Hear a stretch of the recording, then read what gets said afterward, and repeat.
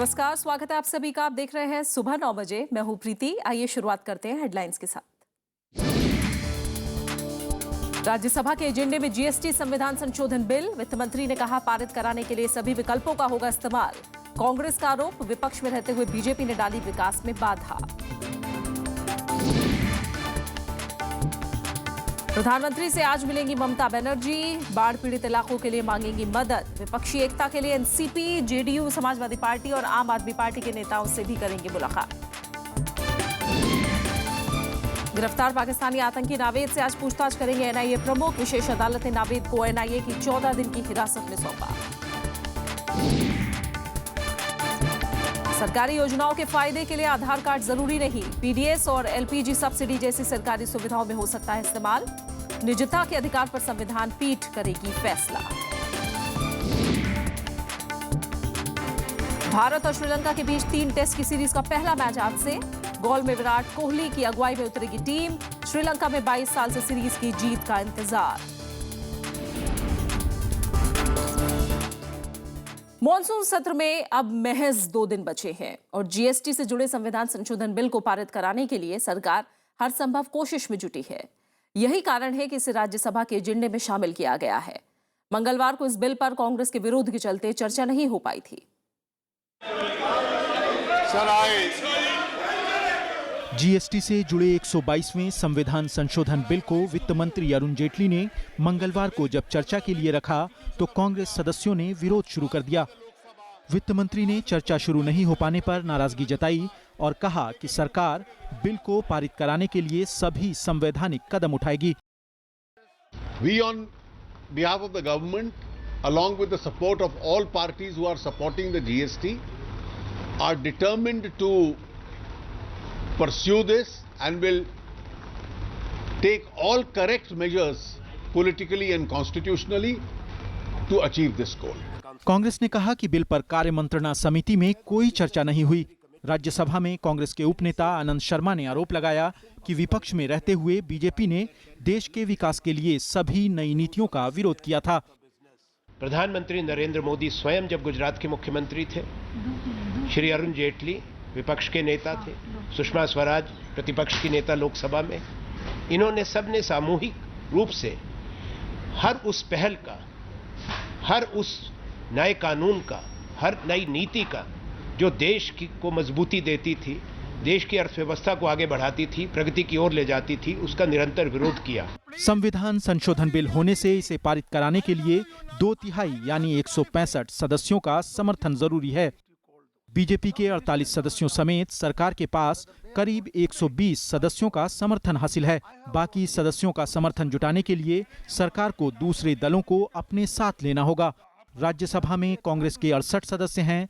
विपक्षी दल भी चाहते हैं कि बिल पर चर्चा से पहले सेलेक्ट कमेटी में दिए गए असहमति के नोट पर चर्चा होनी चाहिए। Rule says that if the select committee of the Rajya Sabha goes into a bill, then the report of the select committee, along with its notes of dissent, must be presented and discussed in the Rajya Sabha. Now they want to pass this bill without any discussion. That is the point of dispute. Lok Sabha से पारित GST bill पर select committee ने इसी monsoon सत्र में report दी थी। पूरे देश में एक समान अप्रत्यक्ष कर व्यवस्था से जुड़ा संविधान संशोधन बिल पिछले 7 साल से अटका हुआ है। सरकार की कोशिश इसे 1 अप्रैल 2016 से देश भर में लागू करने की है। विशाल दैया, राज्यसभा टीवी। और इस बीच आपको बता दें कि कांग्रेस अध्यक्ष सोनिया गांधी ने पार्टी सांसदों को आज रात्रि भोज पर बुलाया है। इसमें पार्टी के कुछ महासचिवों को भी न्योता दिया गया है। ये कार्यक्रम संसद परिसर में ही होगा। ललित मोदी विवाद और व्यापम घोटाले को लेकर कांग्रेस संसद के भीतर और बाहर लगातार विरोध कर रही है। मॉनसून सत्र गुरुवार को खत्म हो रहा है। इस बैठक में पार्टी की अब तक की रणनीति पर विचार होगा। संवाददाता विशाल दही हमारे साथ जुड़े हैं, उनका रुख करते हैं। विशाल, आज जीएसटी पर चर्चा कराने की कोशिश सरकार जरूर राज्यसभा में करेगी, लेकिन हमने कल माहौल देखा, तेवर और सख्त हो रहे हैं विपक्ष, खासकर कांग्रेस के। ऐसे में सरकार कितना आगे बढ़ पाएगी इस बिल पर? और दूसरी तरफ हम देख रहे हैं कांग्रेस ने आज रात्रि भोज पर सांसदों को बुलाया है। कैसे देखा जाए इन सबको? देखिए ये जो मुलाकातों के दौर आज चल रहे हैं, चाहे वो रात में कांग्रेस अध्यक्ष द्वारा बुलाया गया रात्रि भोज हो, हालांकि इसे एक रूटीन मीटिंग भी कहा जा सकता है, क्योंकि ये एक ऐसी कवायद है जो कि कांग्रेस अध्यक्ष की तरफ से हर जो पार्लियामेंट का जो सेशन होता है, संसद का जो सत्र होता है, उसके आखिरी दिन या उससे आखिरी 2 दिनों में की जाती है। लेकिन क्योंकि इस वक्त सरकार और विपक्ष के बीच टकराव का माहौल है, तो ऐसी बैठकों का महत्व और ज्यादा बढ़ जाता है। इसके अलावा अब से थोड़ी देर बाद यानी कि सुबह 10:15 बजे एक बैठक कांग्रेस अध्यक्ष जो पार्टी के सांसद हैं उनके साथ भी लेंगी, और उसके अलावा प्रधानमंत्री एक बैठक लेंगे अपने वरिष्ठ कैबिनेट सहयोगियों के साथ। तो ये सब जो मुलाकातें हैं उन सब में रणनीति तय की जाएगी कि किस तरह से आज का दिन संसद के भीतर रहेगा, क्योंकि आखिरी 2 दिन है जैसे कि आपने कहा, और काफी महत्वपूर्ण कामकाज, विधायी काम, काफी महत्वपूर्ण विधेयक अभी भी लंबित हैं, और उनमें से सबसे ज्यादा महत्वपूर्ण जिसके ऊपर सरकार की पूरी कोशिश रहेगी कि इसे पारित कराया जा सके, वो है जीएसटी से संबंधित विधेयक। लेकिन जिस तरह का रवैया कांग्रेस और सरकार दोनों की तरफ से है, इस गतिरोध की जो वजह बना हुआ है, उस रवैये के चलते इस वक्त जब हम बात कर रहे हैं तो ऐसा कहना मुश्किल है कि कुछ जैसे कहा जाए कि सुचारू रूप से कार्रवाई शायद चल पाए, खासतौर पे ऊपरी सदन में, क्योंकि वहां सरकार के लिए काफी महत्वपूर्ण रहेगा जीएसटी बिल को पास कराने के लिए कांग्रेस का समर्थन। नंबर्स जो है यानी कि जो आंकड़ों का जो गणित है, उसमें सरकार राज्यसभा में जो 2/3 बहुमत चाहिए उससे काफी पीछे है। विशाल, और आपसे जल्दी से समझना चाहेंगे, शरद पवार की मीटिंग आज ममता बनर्जी के साथ होनी है, शरद यादव, मुलायम सिंह यादव, साथ ही अरविंद केजरीवाल भी। इस मुलाकात को कैसे देखा जाए? देखिए, एक और इसे रणनीति के लिहाज से देखा जा सकता है, क्योंकि ये सब वो छोटे राजनीतिक दल हैं जो कि पिछले कुछ दिनों में कांग्रेस के साथ खड़े दिखाई दिए, खासतौर पर जो व्यापम और ललित गेट से जुड़ा हुआ मुद्दा है उस पर जो सरकार का विरोध किया जा रहा था उसमें, और जब कांग्रेसी सांसदों का निचले सदन से निलंबन हुआ तो आम आदमी पार्टी के सांसदों ने भी बहिष्कार किया इन सब संसदीय दलों के, इन सब दलों के साथ था। तो निश्चित रूप से इनकी क्या रणनीति रहेगी, आज की जो बैठक है उसमें क्या जीएसटी बिल को लेकर कोई ये रणनीति तैयार करेंगे, क्या कांग्रेस से अलग हटकर कोई रणनीति रहेगी, वो सब देखना बहुत महत्वपूर्ण होगा। और इस सब का खुलासा 11 बजे जब सदन की कार्रवाई शुरू होगी तब शायद हो पाए, नहीं तो 2 बजे जब विधेयक एक बार फिर से जीएसटी विधेयक, संविधान संशोधन विधेयक जो है वो जब दोबारा राज्यसभा के सामने आएगा, तब शायद स्थिति स्पष्ट हो पाए कि कौन सा दल किस तरफ जाना चाहता है। बहुत बहुत शुक्रिया विशाल, इस तमाम जानकारी को हम तक पहुंचाने के लिए। और इन खबरों के अलावा आगे की खबरों का रुख करते हैं। पश्चिम बंगाल की मुख्यमंत्री ममता बनर्जी का आज प्रधानमंत्री नरेंद्र मोदी से मुलाकात का कार्यक्रम है। इस दौरान ममता बनर्जी राज्य में आई बाढ़ की स्थिति से प्रधानमंत्री को अवगत कराएंगी, साथ ही राहत पैकेज की मांग कर सकती हैं। वो एनसीपी अध्यक्ष शरद पवार और जेडीयू अध्यक्ष शरद यादव से भी मुलाकात करेंगी। बीती रात ममता बनर्जी ने दिल्ली के मुख्यमंत्री अरविंद केजरीवाल से रात्रि भोज पर मुलाकात की थी। पश्चिम बंगाल की मुख्यमंत्री ममता बनर्जी और दिल्ली के मुख्यमंत्री अरविंद केजरीवाल के बीच मंगलवार रात डिनर पर हुई मुलाकात में गर्मजोशी देखने को मिली। इस दौरान दोनों नेताओं के बीच कई राजनीतिक मुद्दों पर भी चर्चा हुई। दोनों नेताओं की मुलाकात को नए उभरते राजनीतिक समीकरणों के तौर पर देखा जा रहा है। जब कोई पॉलिटिकल पार्टी से एक साथ में बातचीत करते हैं और एक साथ में बैठ के कोई विषय पे काम करते हैं, तो इसमें एक परंपरा होता है। Let us hope for the best.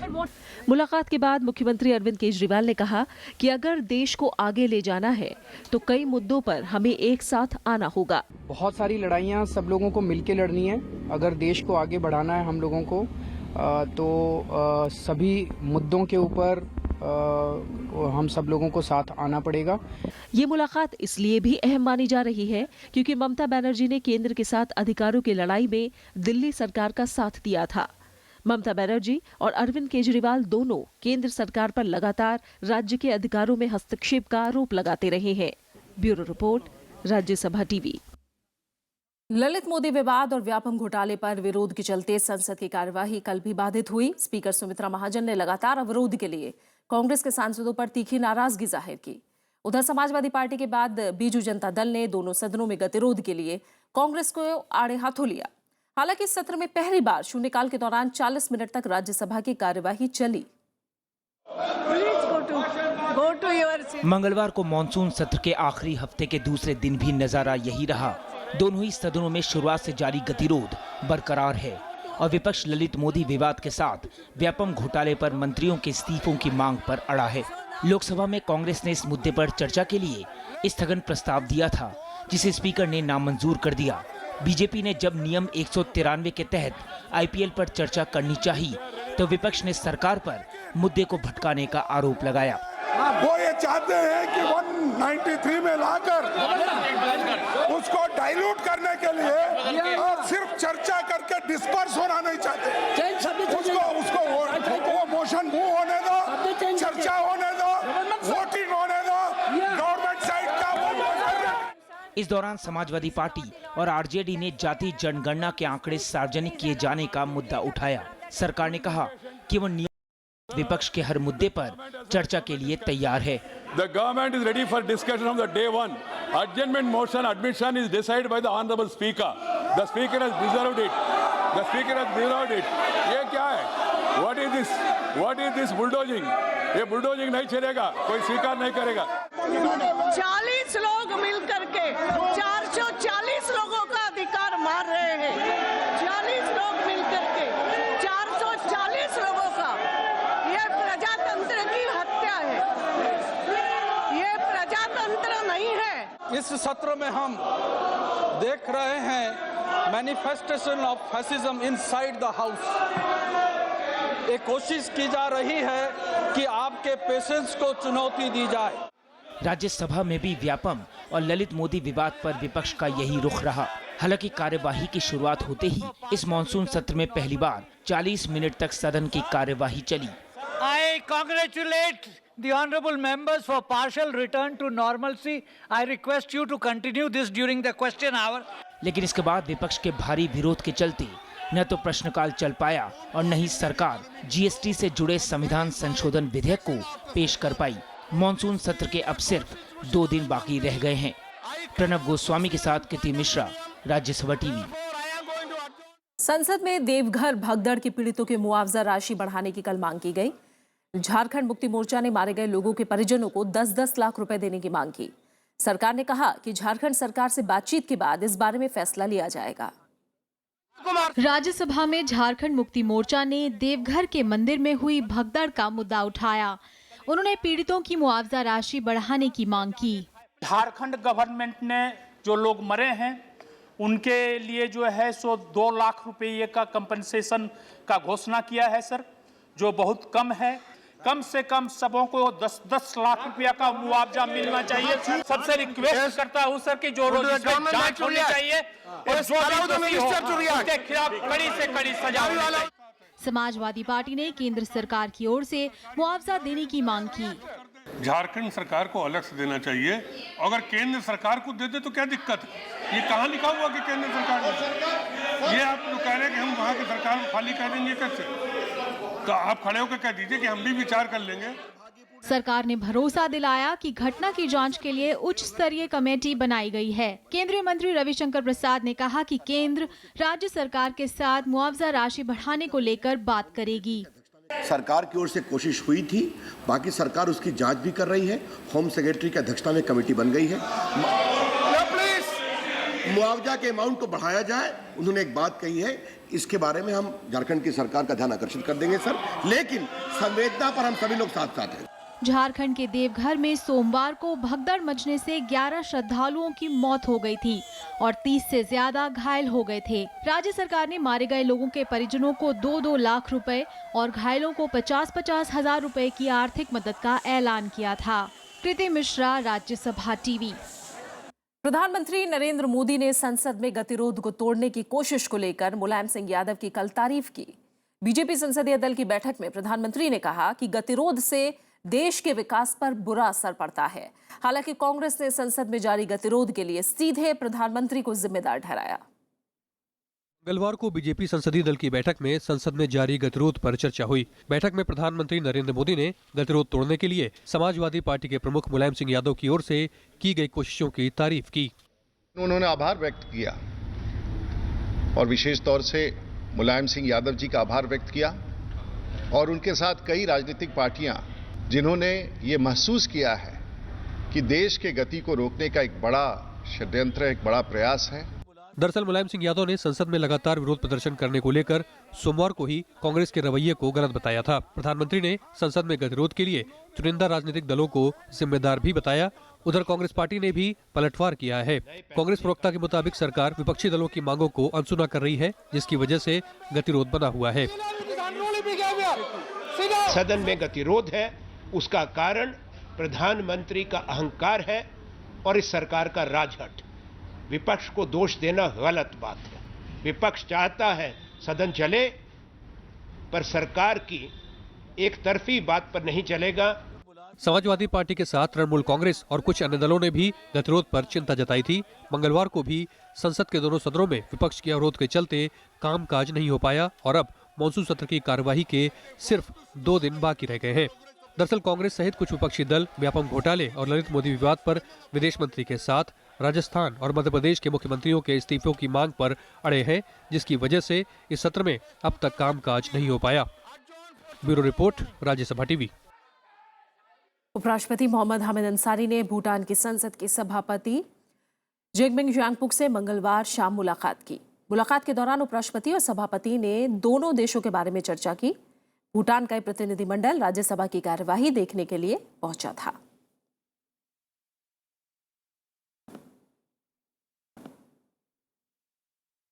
Bihar के मुख्यमंत्री नीतीश कुमार और आरजेडी अध्यक्ष लालू प्रसाद यादव आज संयुक्त प्रेस कॉन्फ्रेंस करेंगे। पहली ये प्रेस कॉन्फ्रेंस मंगलवार शाम होने वाली थी, जो टल गई थी। बिहार चुनाव में एनडीए से मोर्चा लेने के लिए अब आरजेडी और जेडीयू ने संयुक्त प्रचार अभियान शुरू करने का फैसला किया है। साथ ही जेडीयू और आरजेडी 29 अगस्त को पटना के गांधी मैदान में स्वाभिमान रैली करेंगे। इस अभियान के तहत 50 लाख लोगों के हस्ताक्षर और सैंपल डीएनए जांच के लिए प्रधानमंत्री को शब्द वापसी अभियान के तहत भेजे जा रहे हैं। फिलहाल एक छोटा सा ब्रेक ले रहे हैं, आगे देखेंगे सानिया मिर्जा को मिलेगा देश में खेल जगत का सबसे बड़ा पुरस्कार।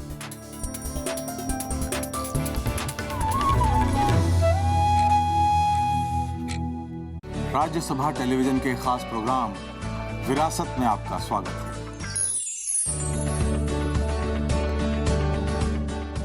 नया कलेवर, नया अंदाज, नए रूप में विरासत का आगाज। देखिए हर बार नया किरदार। उनकी नजर उनका शहर के बाद विरासत का इंद्रधनुषी संसार, सिर्फ राज्यसभा टीवी पर।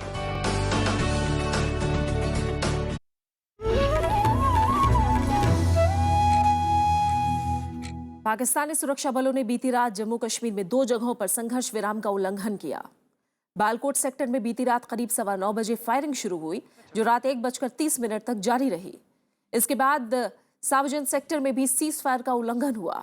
भारत की तरफ से भी सुरक्षा बलों ने इसका पूरा जवाब दिया। राष्ट्रीय जांच एजेंसी के प्रमुख शरद कुमार आज खुद लश्कर-ए-तैयबा के पाकिस्तानी आतंकवादी मोहम्मद नावेद याकूब से पूछताछ करेंगे, जिसे 5 अगस्त को सीमा सुरक्षा बल के काफिले पर हमले के बाद जिंदा पकड़ा गया था। इस बीच जम्मू की एक विशेष अदालत ने मंगलवार को नावेद को एनआईए की 14 दिन की हिरासत में सौंप दिया।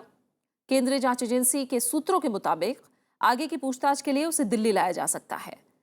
उधर जम्मू कश्मीर पुलिस ने नावेद को पकड़ने में अहम भूमिका निभाने वाले 2 नागरिकों विक्रमजीत और राकेश कुमार को शौर्य चक्र से सम्मानित करने की सिफारिश की है। साथ ही जम्मू कश्मीर पुलिस ने दोनों की नियुक्ति का आदेश भी जारी किया है।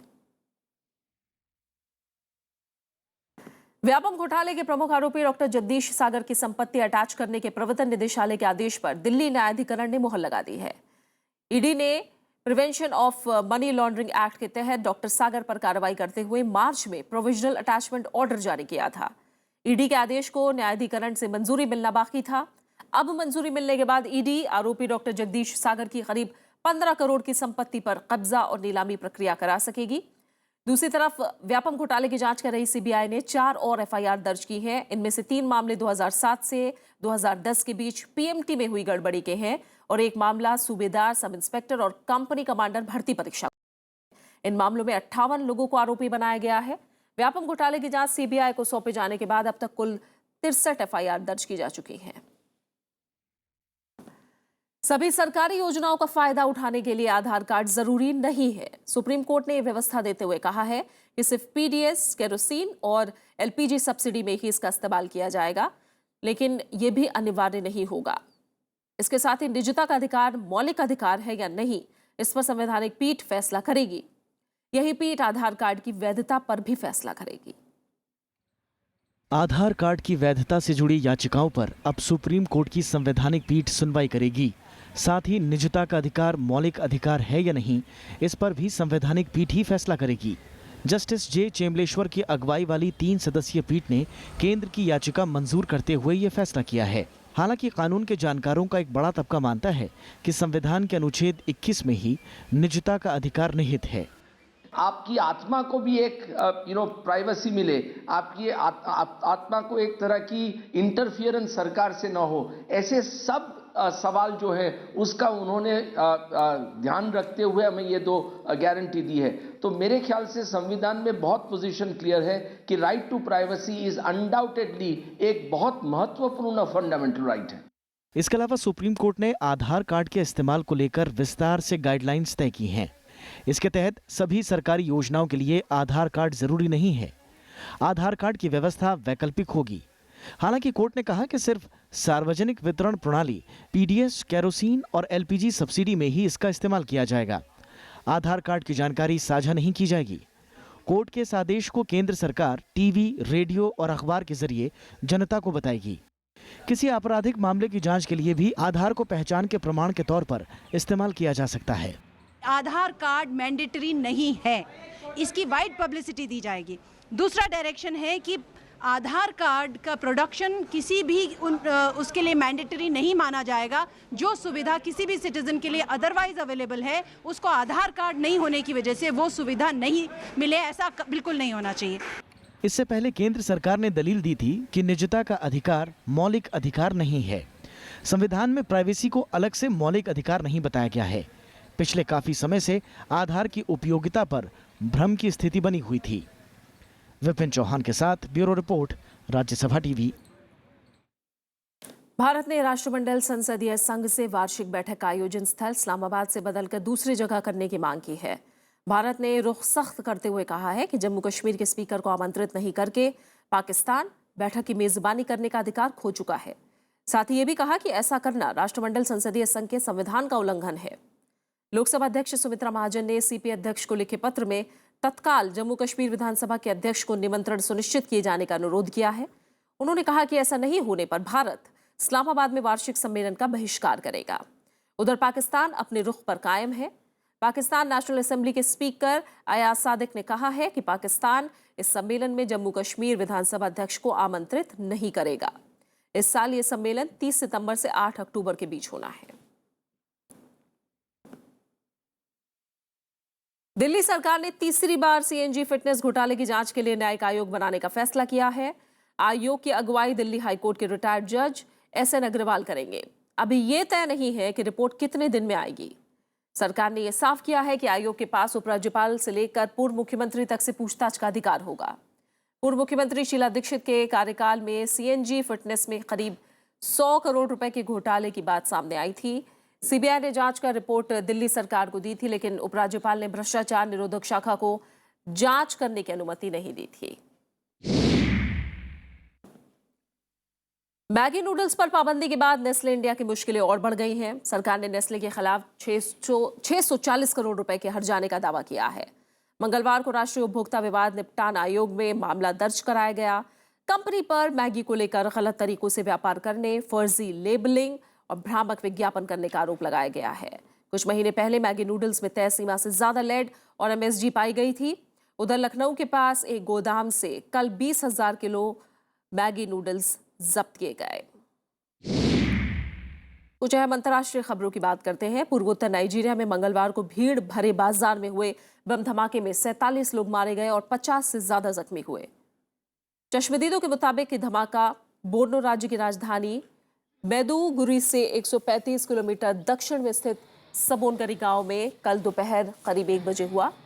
नाइजीरिया के इन इलाकों में आतंकी संगठन बोको हराम सक्रिय है और ऐसे धमाके करता रहा है। मई में नाइजीरिया में राष्ट्रपति मोहम्मद बुहारी के सत्ता संभालने के बाद से 800 से ज्यादा लोग ऐसी हिंसा में मारे गए हैं।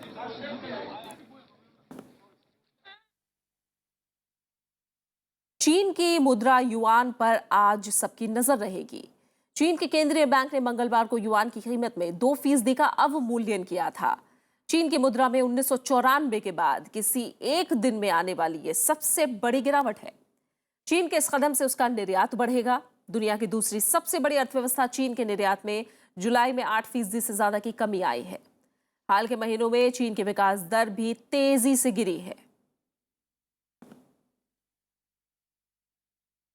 और आइए अब आपको दिखाते हैं हाथ पर हाथ धरे बैठकर हर काम के लिए सिर्फ प्रशासन को कोसने वालों के लिए एक अनूठी मिसाल। ना, धोखा मत खाइएगा। ये बुजुर्ग शख्स कोई मजदूर नहीं है। इनकी दास्तान एक मिसाल है। झारखंड के घोर नक्सल पीड़ित गढ़वा जिले के किसान बचई महतो ने अपनी खेती की जमीन इसलिए बेच डाली ताकि इससे जुटाए पैसों से वो गांव वालों के लिए पुल बनवा सकें। बरसात में रास्ते में 5 फीट तक पानी भर जाता है और लोगों को रोजाना लंबे रास्ते से जाना पड़ता है। पुल के बन जाने के बाद 5 किलोमीटर घूमकर शहर नहीं जाना पड़ेगा। पुल बना देती लोग के सुविधा खातिर और जितना पैसा लगे हम लगाए और पुल बना दे। आओ जमीन अगर बेचे का मौका लगे तो आओ हम बेचा। गांव वाले भी आगे आए और श्रमदान के जरिए बचई महतो की मदद करनी शुरू कर दी। पुल बनाने का काम जोरों पर है। बचई महतो के बेटे भी पिता का पूरा साथ देते हैं। 5 किलोमीटर दूर से आना जाना पड़ता था। बीमार लोग होते थे, बहुत दिक्कत होता था। किसी को तो मौत भी हो गया है, आने जाने में लेट हो गया। और हम क्या कहेंगे, शासन प्रशासन से बहुत प्रयास किए लेकिन कोई नहीं सुना। बरसाती नदी पर पुल के जरिए रास्ता बनवाने के लिए इन्होंने प्रशासन से कई बार अपील की, लेकिन किसी के कान पर जू नहीं रेंगी। अब सरकार के पास कोई ढंग का जवाब देते नहीं बन रहा है। जो व्यक्ति इस तरह का श्रमदान से किया है, निश्चित रूप से साहसिक काम किया है और एक उदाहरण देने का काम किया है उन्होंने।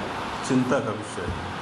एक तो स्थानीय जनप्रतिनिधि को भी इस चीज़ को संज्ञान में लेना चाहिए था। आज पंचायत के भी चुनाव हुए, पंचायत स्तर से लेकर के, और प्रशासन को भी इस पर ध्यान देना चाहिए था। स्थानीय लंगवा नदी पर बनाए जा रहे इस 65 फीट लंबे और 12 फीट चौड़े पुल को बनाने के लिए बचई महतो जमीन बेचकर अब तक 3 लाख रुपए इसके निर्माण में खर्च कर चुके हैं। इन्हें देखकर आज हर किसी के जहन में बिहार के दशरथ मांझी की कहानी घूम जाती है, जिन्होंने अकेले 22 साल तक पहाड़ खोदकर नया रास्ता बना दिया था। आज गढ़वा के लोग अपने दशरथ मांझी के जज्बे को सलाम करते नहीं थक रहे हैं। Bureau report, Rajya Sabha TV. खबरें खेल के मैदान से। भारत और श्रीलंका के बीच आज पहला टेस्ट मैच गौल में खेला जाएगा। विराट कोहली की अगुवाई में टीम इंडिया मैदान में उतरेगी। दोनों टीमों पर जीत का दबाव होगा। कुमार संगकारा की ये आखिरी सीरीज होगी। ऐसे में श्रीलंकाई टीम इस सीरीज में हर हाल में जीत हासिल करना चाहेगी। टेनिस खिलाड़ी सानिया मिर्जा को इस साल के राजीव गांधी खेल रत्न पुरस्कार से सम्मानित किया जाएगा। चयन समिति ने महिला युगल में शीर्ष वरीयता वाली सानिया मिर्जा के नाम पर मुहर लगाई।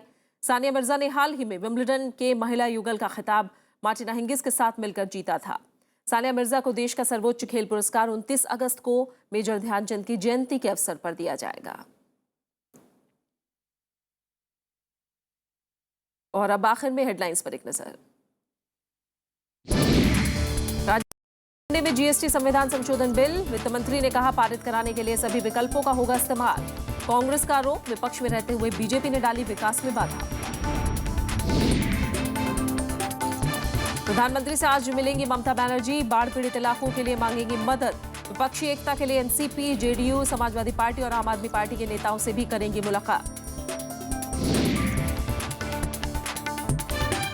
गिरफ्तार पाकिस्तानी आतंकी नावेद से आज पूछताछ करेंगे एनआईए प्रमुख। विशेष अदालत ने नावेद को एनआईए की 14 दिन की हिरासत में सौंपा। सरकारी योजनाओं के फायदे के लिए आधार कार्ड जरूरी नहीं, पीडीएस और एलपीजी सब्सिडी जैसी सरकारी सुविधाओं में हो सकता है इस्तेमाल। निजता के अधिकार पर संविधान पीठ करेगी फैसला। भारत और श्रीलंका के बीच 3 टेस्ट की सीरीज का पहला मैच आज से। गौल में विराट कोहली की अगुवाई में उतरेगी टीम। श्रीलंका में 22 साल से सीरीज की जीत का इंतजार।